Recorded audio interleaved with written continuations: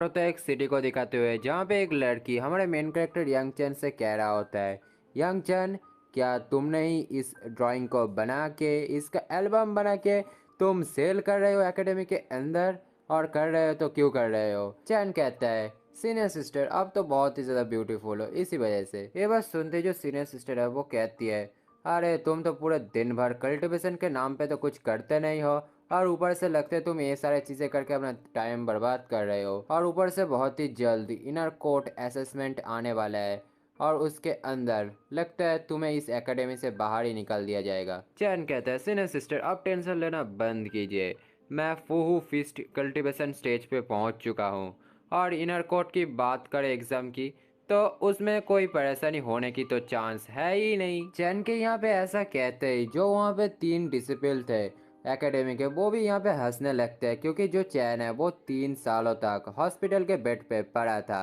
और वो कह रहा है वो फूहू फिस्ट के स्टेज पे पहुंच चुका है। सीनियर सिस्टर भी कहती है, तो तुम फूहू फिस्ट पे पहुंच चुके हो कल्टीवेशन में, तो फिर तुम अपना मूव दिखाओ। ये बात सुनते ही जो चैन है वो बहुत ही ज़्यादा डर जाता है और अपने सिस्टर से कहता है, मैं तुम्हारे ऊपर रोज फूहू फिस्ट को करके दिखा नहीं सकता।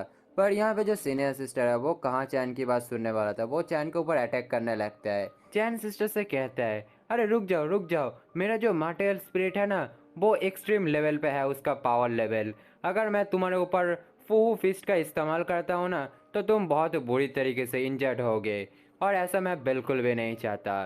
चैन की इस बात को सुन के यहाँ पे जो डिसिपल्स थे उनके साथ साथ जो सीनियर सिस्टर है वो भी हंसने लगता है चैन के ऊपर। सिस्टर कहती है, तुम अभी किस बारे में बात कर रहे हो, तुम्हें पता भी है मार्शियल सोल क्या होता है? चैन कहता है, हाँ हाँ मुझे पता है, जिनके पास मार्शियल सोल होता है वो लोग हेविली टोइस्ट मास्टर होते हैं, और इनके पास इतना पावर है कि ये गॉड के साथ भी लड़ सकते हैं। यहाँ पे जो सीनियर सिस्टर है वो ये बात सुन के बहुत ही ज़्यादा शौक होता है।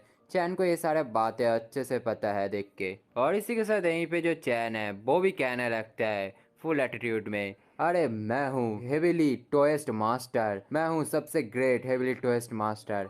और ये बात वो जब कह रहा था तो उसी समय एक डिसिपल हंसने लगता है चैन के ऊपर। ज्यूलिन कहता है हंसते हुए चैन से, चैन तुम 3 सालों तक हॉस्पिटल पे एडमिट थे, और तुम ना वो पर्सन हो जो सबसे ज़्यादा पढ़ाई में अभी पीछे है, और तुम कैसे हिम्मत कर सकते हो ये कहने की तुम हेविली टोएस्ट मास्टर हो? हाँ। ज्यूलिन की इन बातों को सुन के चैन को भी गुस्सा आ रहा था, पर उसने अपने गुस्से को कंट्रोल पे रखा था क्योंकि उसे इन सब से कुछ भी फर्क नहीं पड़ता था इससे।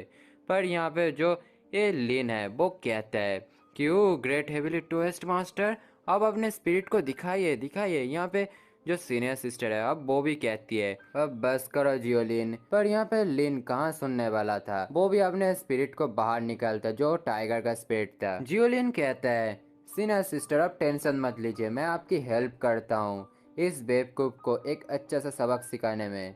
और यहाँ पे जो लिन है वो अपने स्पिरिट का हेल्प लेके चैन के ऊपर एक बहुत ही खतरनाक अटैक करता है। पर यहाँ पे चैन भी लिन के ऊपर अपना एक अटैक करता है, उसके एक ही पंच में लिन बहुत दूर जाके गिरता है। यहाँ पे किसी को भी समझ नहीं आता क्या हुआ है, और हम लोग देखते हैं चैन के पीछे उसका बहुत ही पावरफुल मार्शियल स्पिरिट खड़ा होता है। सीनियर सिस्टर चैन की पावर देखने के बाद वो भी कहती है, मैं उम्मीद करता हूँ तुम अपने कल्टीवेशन को और भी अच्छे से करोगे और इनर कोड में अच्छा परफॉर्म भी करोगे, और अपना जो कल्टीवेशन है उसको बिल्कुल भी बर्बाद मत करना।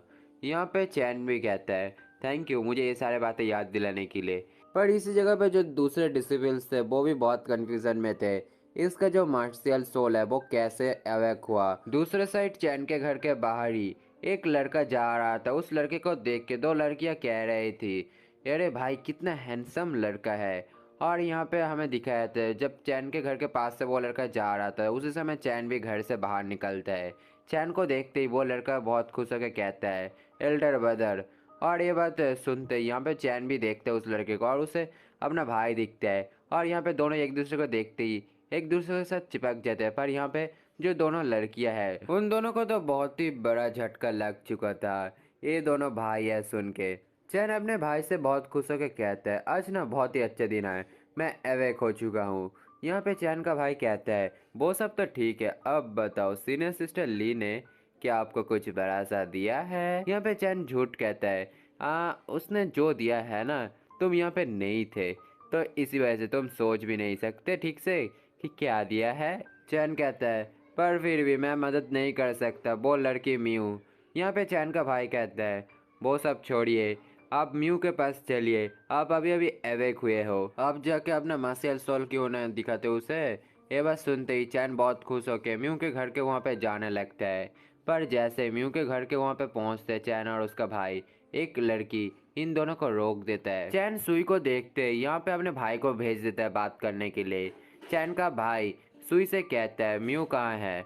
यहाँ पे जो सुई है वो कहती है मैं क्या तुम्हारी कोई मदद कर सकता हूँ, और वो भी अजीब सा फेस बनाते हुए कहता है।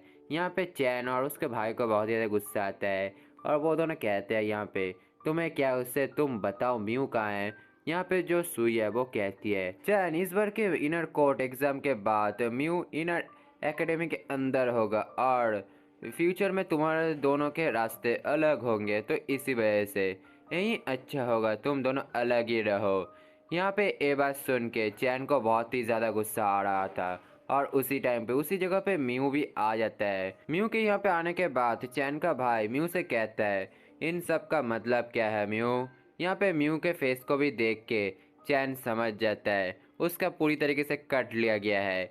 इसी वजह से चैन भी बहुत गुस्से से यहाँ से चला जाता है। चैन को जाता हुआ देख चैन का भाई म्यू से कहता है मैं उम्मीद करता हूँ तुम अपने फ्यूचर के लिए रिग्रेट नहीं करोगे इस चीज़ को लेके।